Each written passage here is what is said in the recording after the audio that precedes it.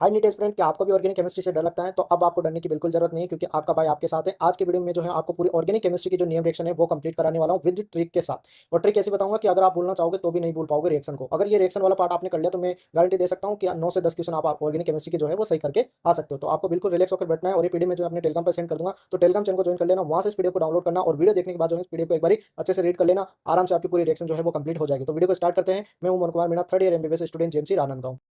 तो सबसे पहले बात करते हैं हम यहाँ पर हुर्ज रिएक्शन की। देखो हुर्ज रिएक्शन में क्या है, यहाँ पर एल्किल हैलाइड है, 2 मोल एल्किल हैलाइड होगा और 2 मोल यहाँ पर सोडियम होगा। किसकी प्रेजेंस में ये रिएक्शन होगी? ड्राई ईथर की। तो यहाँ पर क्या करना है अपन को? एल्किल ग्रुप को आपस में ऐड कर देना। तो इसको मैं बोलता हूँ कि चिपकू रिएक्शन। तो इसमें क्या करना है? 2 एल्किल ग्रुप को आपस में चिपका देना। क्या करना है? चिपका देना। इसका एग्जांपल मैंने यहाँ पर दे रखा है। तो इसमें क्या करना है? इस एल्किल ग्रुप को क्या करना है? आपको आपस में चिपका देना है। क्या करना है? चिपका देना। तो बहुत आसान रिएक्शन है, याद हो जाएगी आराम से। इसके बाद बात करते हैं फिटिंग रिएक्शन। तो ये किसके लिए होगी? एरिल हैलाइड की।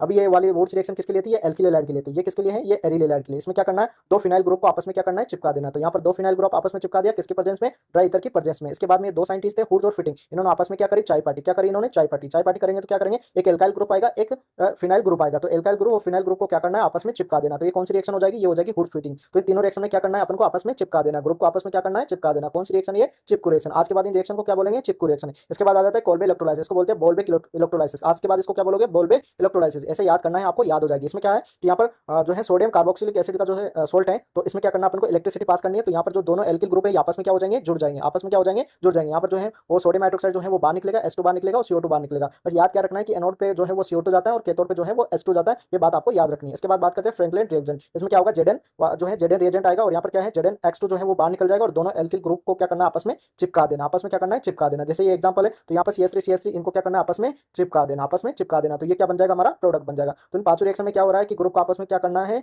चिपका देना है। क्या करना है? चिपका देना है। तो आई होप ये रिएक्शन आपको याद हो गई होगी। अभी भी नहीं चमका है तो अच्छे से चमका लो। अब बात करते हैं OM-DM रिएक्शन की। इसको बोलते हैं ऑक्सीमर्कुरेशन एंड डीमर्कुरेशन। भाई देखो, ऐसा बड़ा बड़ा रिएजेंट मिल जाए आपको देखने को तो समझ जाओ वो OM-DM रिएक्शन है, और एल्किल आपको मिल जाए तो समझ जाओ वो OM-DM रिएक्शन है। तो इसमें क्या करना है? इसको यहाँ से जो है जहाँ पर कार्बोकेटाइन बनेगा स्टेबल, यहाँ पर देखो ये डबल बॉन्ड इधर शिफ्ट होगा, तो यहाँ पर कार्बोकेटाइन, यहाँ पर नेगेटिव। तो यहाँ से क्या निकलेगा? यहाँ से H निकलेगा। यहाँ से क्या निकलेगा? H। और H2 से क्या निकलेगा? OH। तो OH कहाँ पर जुड़ेगा? जहाँ पर कार्बोकेटाइन स्टेबल होगा, तो OH यहाँ पर जुड़ जाएगा। तो OH हमने यहाँ पर जोड़ दिया और H हमने यहाँ पर जोड़ दिया। तो H कहाँ से निकला? ये NBH4 से निकला, और OH कहाँ से निकला? वो H2 से निकला। तो ये बात याद रखना। प्रोडक्ट क्या बन गया? यहाँ पर ये वाला प्रोडक्ट बन गया। एक एग्जांपल मैं यहाँ पर दे देता हूँ। तो यहाँ पर देखो ये OM-DM वाला रिएजेंट है, जो बड़ा बार रिएजेंट आएगा, और यहाँ पर ये एल्किल है। तो यहाँ पर क्या करना है? इसको इधर शिफ्ट करना है, यहाँ पर पॉजिटिव, यहाँ पर नेगेटिव। तो जहाँ पर पॉजिटिव वहाँ पर अपन को OH ऐड करना है, जहाँ पर नेगेटिव वहाँ पर हमको H ऐड करना है। तो ये वाला प्रोडक्ट जो है वो बन गया। तो चमका क्या या नहीं चमका? बिल्कुल, बहुत इजी रिएक्शन है। अब बात करते हैं सोडा लाइम। ये कौन सी रिएक्शन है? ये है डीकार्बोक्सिलेशन रिएक्शन। कौन सी रिएक्शन है? Decarboxylation reaction. इसमें क्या होता है? सोडियम हाइड्रोक्साइड और कैल्शियम ऑक्साइड का जो होता है, ये जो रिएजेंट है इसको बोलते हैं सोडा लाइम। ये क्या करता है? इसका काम क्या है भाई? ये CO2 को निकाल देता है, CO2 को भगा के ले जाता है। किसको भगा के ले जाता है? CO2 को। जब भी रिएजेंट जहां भी दिखे क्या करना है आपको? CO2 को भगाना है। तो जैसे कि यहाँ पर ये ग्रुप है, यहाँ से क्या करना है? CO2। तो यहाँ पर क्या बन जाएगा?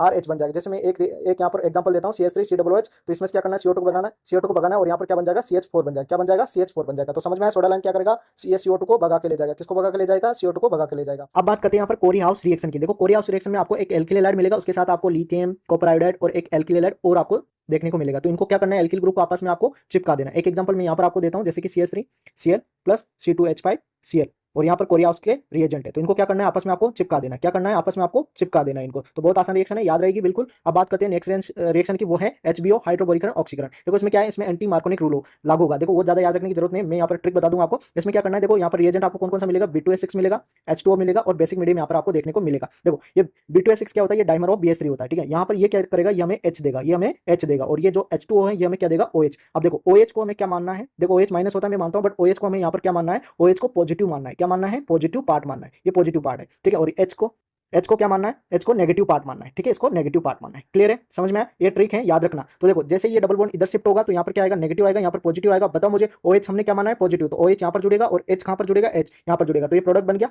तो OH कहाँ से आया? ये H2 से आया, ठीक है। H2O2 से आया, और इसको क्या माना हमने? पॉजिटिव पार्ट माना। इसको क्या माना हमने? पॉजिटिव। H कहाँ से आया? वो BH3 से आया। कहाँ से आया? BH3 से H आया, ठीक है। ये बात याद रखना। यहाँ पर मैं एक एग्जांपल दे रहा हूँ, ये वाला, इसको सोल्व करो। तो देखो CH3CH और यहाँ पर CH2, तो डबल बॉन्ड इधर शिफ्ट हुआ, यहाँ पर क्या है? नेगेटिव, यहाँ पर पॉजिटिव। तो नेगेटिव पर पॉजिटिव पार्ट OH, तो यहाँ पर OH जुड़ेगा और यहाँ पर H जुड़ेगा, तो बन गया प्रोडक्ट। बहुत आसान है, याद रहेगी बिल्कुल, भूलना मत। अगर इसे क्वेश्चन आया तो गलत करके आए तो फिर देख लेना आप लोग। अब बात करते हैं फिडेल ग्राफ रिएक्शन की। देखो ये 2 टाइप की होती है, एक होती है एल्काइलेशन और एक होती है एसाइलेशन। इसमें बहुत आसान है। यहाँ पर मानो ये एल्किल हैलाइड है, तो यहाँ से क्लोरीन क्या होगा, अपना इलेक्ट्रॉन लेके भाग जाएगा और इस पे क्या हो जाएगा पॉजिटिव, यहाँ पर कार्बोकेटाइन बन जाएगा और कार्बोकेटाइन बन रहा है तो उसका रिएरेंजमेंट भी हो सकता है। तो जो स्टेबल कार्बोकेटाइन होगा उसको क्या करना है, इस बेंजाइल ग्रुप को आपको चिपका देना। तो ये वाला प्रोडक्ट यहाँ पर बन जाएगा। अब बात करते हैं एसाइलेशन की। इसमें भी क्या है, यहाँ पर क्लोरीन अपना इलेक्ट्रॉन लेके भाग जाएगा, इस पे पॉजिटिव आ जाएगा और इसको यहाँ पर क्या करना है, आपको अटैच कर देना है।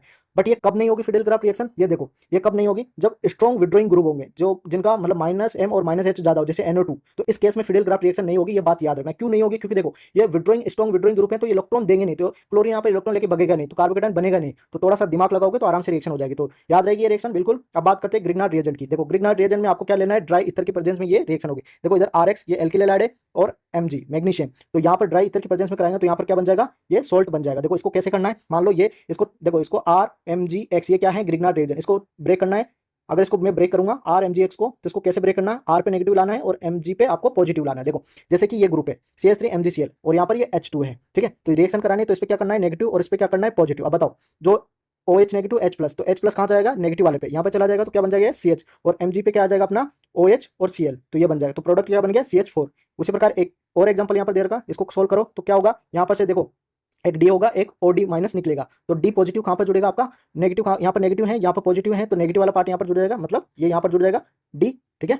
D जो है वो नेगेटिव पार्ट पे जुड़ेगा और OD जो नेगेटिव पार्ट है वो यहाँ पर जुड़ जाएगा, तो MgClOD। आया समझ में कैसे बनाना है, मतलब आपको इस ग्रिग्नार्ड रिएजेंट को इस तरीके से आपको ब्रेक करना है, ठीक है। पॉजिटिव पार्ट को फिर आपको R के साथ ऐड कर देना और नेगेटिव पार्ट को आपको Mg के साथ जो है वो अटैच कर देना। तो बहुत आसान रिएक्शन है, समझ में आ गई होगी। अब बात करते हैं गाटरमान कोच रिएक्शन। देखो इसको कैसे याद रखना, कोच, देखो इसमें कोच यानी कि OCH, अगर इसको मैं सही से लिखूं तो CHO, इसको ऐसे लिखना है, मतलब इसमें क्या करना है आपको एल्डिहाइड जोड़ना है। एल्डिहाइड ग्रुप किस पे जोड़ना है, जो बेंजाइल ग्रुप है, जैसे ये ग्रुप है, यहाँ पर ये रिएक्शन आया, ये रिएजेंट आएगा। देखो इसमें कोच क्या है, कोच, कोच में क्या आता है OC आता है, तो यहाँ पर भी CO है, इसका मतलब ये गाटरमान कोच रिएक्शन है। तो इसमें क्या करना है, यहाँ पर हमें जो है क्या करना है, यहाँ पर हमें एल्डिहाइड ग्रुप को जोड़ देना है। तो बस गाटरमान कोच में एल्डिहाइड को जोड़ना है और कोच याद आ जाएगा, कोच CO, कोच बोले तो गाटरमान कोच रिएक्शन, ठीक है। ये कैसे होगा, यहाँ पर मैंने मैकेनिज्म में बता रखा है। देखो यहाँ पर ये CO है तो H जो है वो यहाँ पर अटैक करेगा और Cl जो है इस पे अटैक करेगा। तो देखो यहाँ पर ये ग्रुप बन जाएगा और Cl क्या करेगा, अपना इलेक्ट्रॉन लेके बच जाएगा AlCl3 की प्रेजेंस में, अभी मैंने बताया था फिडेल ग्राफ रिएक्शन में। तो यहाँ पर क्या बन जाएगा, ये कार्बोकेटाइन बन जाएगा और ये कहाँ पर जुड़ जाएगा, ये बेंजाइल ग्रुप पे आकर अटैच हो जाएगा। तो ये इस तरीके से रिएक्शन होती है, बट आपको ये मैकेनिज्म जो है वो याद रखने की जरूरत नहीं है। आपको वहाँ पर अगर ये रिएजेंट मिल जाए तो समझ जाओ CO बोले तो ये गाटरमान कोच रिएक्शन है, और कोच रिएक्शन में सर ने बताया था OCH बोले तो इसमें एल्डिहाइड ग्रुप को अपन को अटैच करना है। इसके बाद एक और आती है गेटरमान एल्डिहाइड सिंथेसिस। देखो इसमें भी क्या करना है, इसमें भी आपको एल्डिहाइड ग्रुप ही जोड़ना है, बस इसमें रिएजेंट जो है वो चेंज हो जाएगा और कुछ नहीं, बाकी सेम रिएक्शन है। इसमें भी आपको एल्डिहाइड ग्रुप, बस इसमें ये वाला रिएजेंट ध्यान रखना, ये वाला रिएजेंट आपको याद रखना है।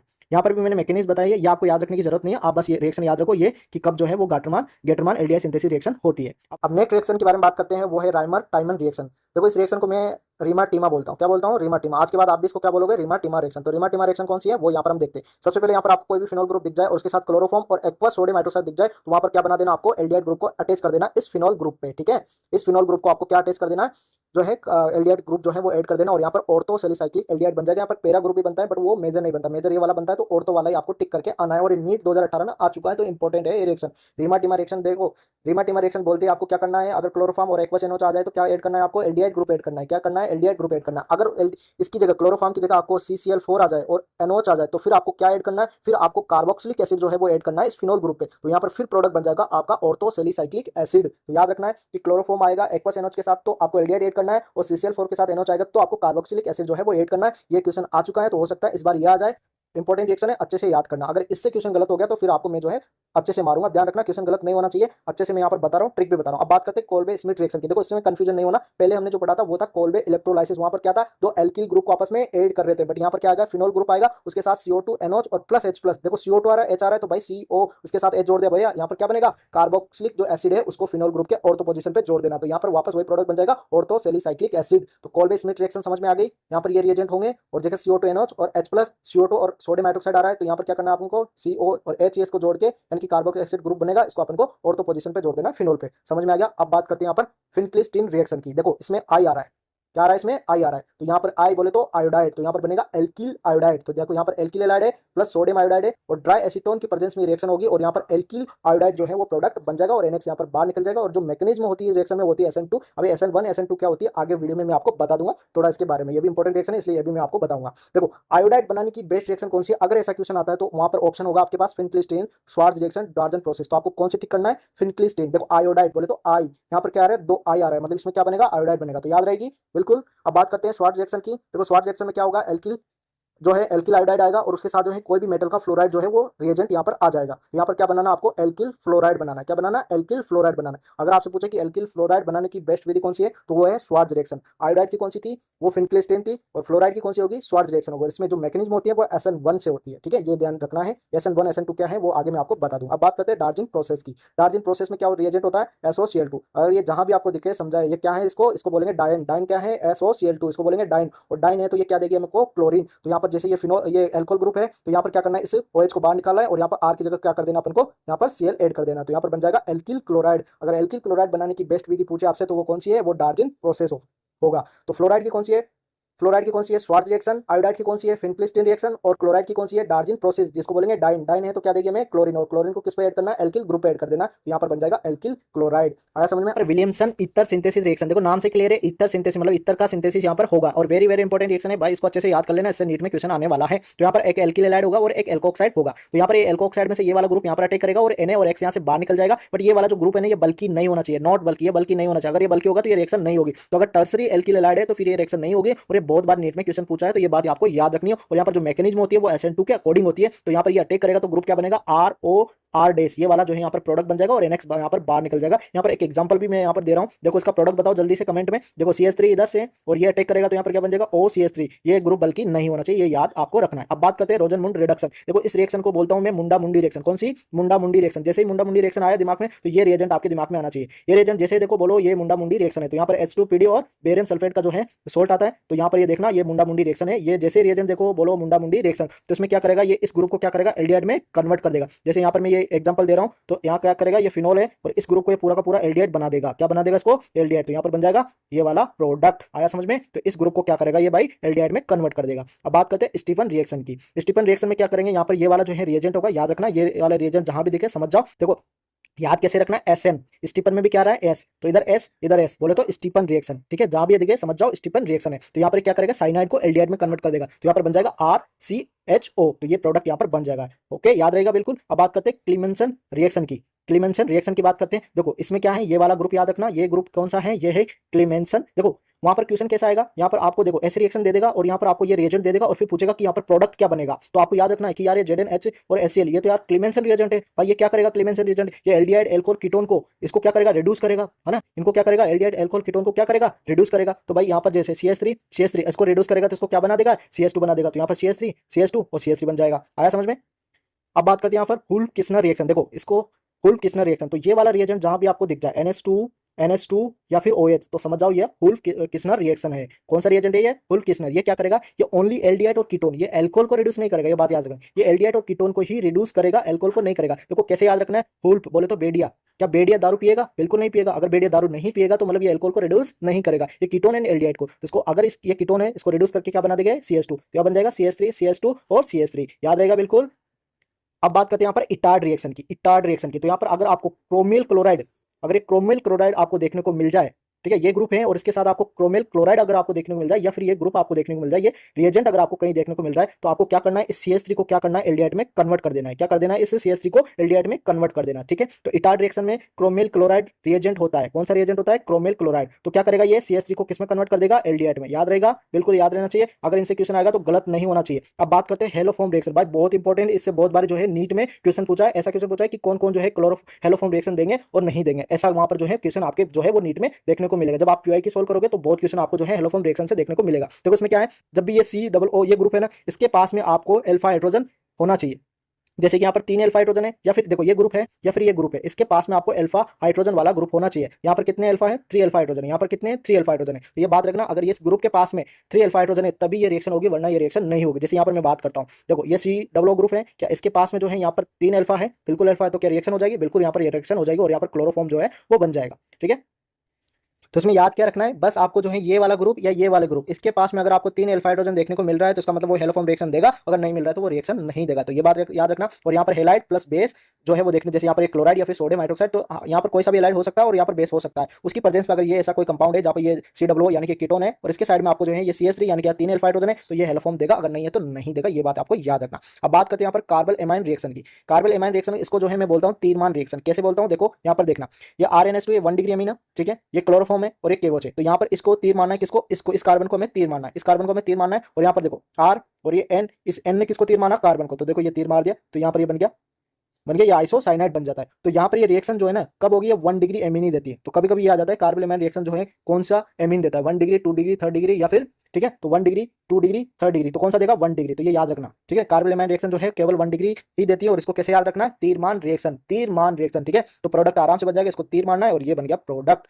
अब बात करते हैं होपमैन मस्टर्ड रिएक्शन। देखो नाम से क्लियर है, मस्टर्ड रिएक्शन मतलब इसमें जो है मस्टर्ड ऑयल जैसे स्मेल आएगी। कैसी स्मेल आएगी, मस्टर्ड जैसी स्मेल आएगी। इसमें देखो ये रिएक्शन याद रखने की जरूरत नहीं है, बस इसमें ये याद रखना कि होपमैन मस्टर्ड रिएक्शन कौन सी एमीन देती है, तो वो 1 डिग्री एमीन देती है। कौन सी देती है, 1 डिग्री एमीन देती है, तो ये याद रखना। अब बात करते हैं हिंसबर्ग रिएजेंट, हिंसबर्ग रिएक्शन, ये बहुत इंपॉर्टेंट है, वेरी वेरी इंपॉर्टेंट है, बहुत बार नीट में क्वेश्चन आया है। और ये वाला रिएजेंट अगर आपको दिख जाए, ये वाला रिएजेंट अगर आपको दिख जाए कहीं भी ये वाला, तो समझ जाओ कि ये कौन सा रिएजेंट है, ये हिंसबर्ग रिएजेंट है। और ये यहाँ पर अगर 1 डिग्री के साथ ये रिएक्शन करता है, अगर हम जो है 1 डिग्री की रिएक्शन अगर हिंसबर्ग रिएजेंट के साथ करवाते हैं तो वहां पर ये प्रोडक्ट बनेगा। उसके बाद KOH में अगर इसको फिर अगर जो है वो करते हैं तो ये विलय हो जाएगा, मतलब उसमें सोल्यूबल हो जाएगा। बट अगर 2 डिग्री के साथ करवाते हैं तो प्रोडक्ट तो बनेगा, बट KOH में डालेंगे तो ये सोल्यूबल नहीं होगा। तो यहाँ पर पूछता है कि कौन सा एमीन सोल्यूबल होगा और कौन सा नहीं होगा, तो इंपॉर्टेंट है, याद रखना। और 1 डिग्री ही जो है यहाँ पर सोल्यूबल होगा, बाकी 2 डिग्री यहाँ पर सोल्यूबल नहीं होगा, और 3 डिग्री तो ये रिएक्शन देगा ही नहीं। तो ये आपको यहाँ पर याद रखना। रिएक्शन के बारे में बात करते हैं, एल्डोल कंडेंसेशन। देखो इसमें स्टूडेंट कंफ्यूजन होते हैं और इससे भर के नीट में क्वेश्चन भी आते हैं। आज मैं ऐसी ट्रिक बताऊंगा कि आज के बाद इस रिएक्शन से आपका कोई क्वेश्चन गलत नहीं होगा।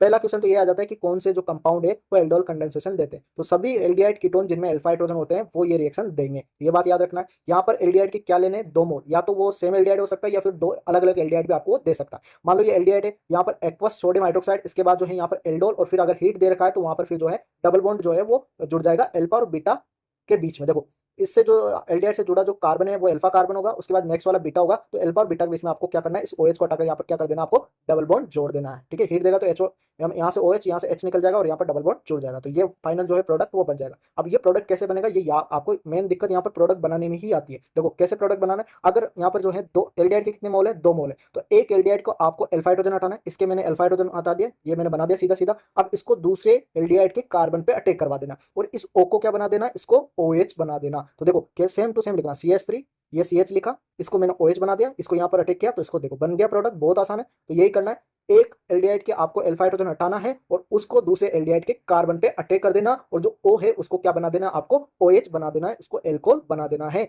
आई होप आपको समझ में आ गई होगी। अब इससे क्वेश्चन गलत नहीं होना चाहिए आपका नीट में अगर क्वेश्चन आता है तो। अब बात करते हैं केनी-जारो रिएक्शन। देखो अल्फा हाइड्रोजन है तो वो कौन सा देगा, वो एल्डोल कंडेंसेशन देंगे। अगर जिनमें अल्फा हाइड्रोजन नहीं होगा वो कौन सी देंगे, वो केनी-जारो रिएक्शन देंगे। तो वो एल्डिहाइड जिनमें अल्फा हाइड्रोजन नहीं होंगे वो केनी-जारो रिएक्शन देंगे। तो पहला क्वेश्चन तो यही बन जाता है, अल्फा हाइड्रोजन होंगे तो एल्डोल और नहीं होंगे तो केनी-जारो रिएक्शन। जैसे यहाँ पर ये एल्डिहाइड है, इसमें अल्फा हाइड्रोजन नहीं है, तो इसको क्या करना है, देखो ये एक रेडॉक्स रिएक्शन होती है, तो एक को तो आपको रिड्यूस करवाना है और एक को आपको ऑक्सीडाइज करवाना है। तो रिड्यूस करवा के आपको अल्कोहल बना देना है और ऑक्सीडाइज करवा के आपको सोल्ट बना देना। बस सीधी सी बात याद रखना है कि एल्डिहाइड को क्या करवाना है, एक बार तो रिड्यूस करवा देना, एक बार आपको ऑक्सीडाइज करा देना। रिड्यूस करवा के अल्कोहल बना देना और ऑक्सीडाइज करवा के आपको क्या बना देना है, एसिड बना देना, एसिड सोल्ट बना देना। तो बहुत आसान रिएक्शन है, याद रहेगी, इससे गलत नहीं होना चाहिए क्वेश्चन अगर क्वेश्चन आता है तो। HVZ रिएक्शन की देखो, HVZ रिएक्शन वो कार्बोक्सिल एसिड देंगे जिनमें मिनिमम 1 अल्फा हाइड्रोजन होना चाहिए। जैसे कि ये कंपाउंड है, यहाँ पर ये कार्बोक्सिल एसिड है, इससे जुड़ा कार्बन अल्फा है, इससे जुड़े हाइड्रोजन अल्फा हाइड्रोजन हो जाएंगे। तो यहाँ कितने अल्फा हाइड्रोजन है, यहाँ पर 2 अल्फा हाइड्रोजन है, तो ये रिएक्शन देगा, बिल्कुल देगा। तो ये रेड फॉस्फोरस और ब्रोमियम की प्रेजेंस में जो है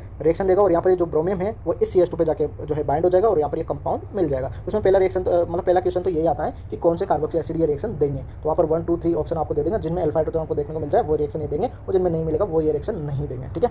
तो ये आपको याद हो जाएगी आराम से। अब बात करते हैं होपमैन ब्रोमाइड, ये भी बहुत आसान है। देखो यहाँ पर आपको ब्रोमियम और सोडियम हाइड्रोक्साइड के 4 मोल अगर आपको देखने को मिल जाए और ये कंपाउंड यहाँ पर आपको देखने को मिल जाए, तो यहाँ पर क्या करना है, इस CO को यहाँ से भगा देना है, इस CO को यहाँ से भगा देना। अच्छे से CO को भगाओगे तो यहाँ पर क्या बचेगा, RNS2, तो ये कंपाउंड बन जाएगा, यहाँ पर 1 डिग्री अमीन बन जाएगा, ठीक है, 1 डिग्री अमीन बन जाएगा। तो ये याद रखना, होपमैन ब्रोमाइड। देखो नाम से क्लियर है, ब्रोमाइड मतलब इसमें ब्रोमीन तो आएगा, तो जहाँ पर भी ब्रोमीन के साथ आपको NOS दिख जाए समझ जाए ना वो होपमैन ब्रोमाइड है, और वहाँ पर आपको क्या करना है, CO को भगाना है। किसको भगाना है, CO को भगाना है। सेंड में रिएक्शन में क्या है, यहाँ पर ये डायोजनियम आयन है, तो इसमें से क्या करना है, N2 यहाँ पर निकल जाएगा और जो है Cl यहाँ पर बच जाएगा, और N2 निकल जाएगा, Cl बच जाएगा, तो ये कंपाउंड यहाँ बन जाएगा। और यहाँ पर रिएजेंट आपको मिलेगा कॉपर क्लोराइड प्लस हीट, ठीक है, तो ये देखने को मिल जाएगा। तो ये होगी सेंडमायर रिएक्शन। इसके बाद गाटमान रिएक्शन में भी सेम टू सेम होता है, उसमें कॉपर और HCl अलग अलग आपको देखने को मिल जाएगा और उसके साथ हीट मिल जाएगा। तो यहाँ पर भी क्या करना है, N2 निकालना और Cl को यहाँ पर जोड़ना है, तो ये वाला कंपाउंड यहाँ पर बन जाएगा। इसके बाद बात करते हैं गैब्रियल थेलीमैन, बहुत इंपॉर्टेंट रिएक्शन है, इससे नीट में क्वेश्चन आया हुआ है। देखो यहाँ पर क्या, इसको याद कैसे रखना है, गब्बर की थैली में 1 डिग्री अमीन, तो लिख लो गब्बर की थैली में 1 डिग्री अमीन, ठीक है, थैली में 1 डिग्री अमीन, 1 डिग्री अमीन, ठीक है। तो जब भी ये रिएक्शन आ जाए आपसे पूछे गैब्रियल थैलेमाइड जो है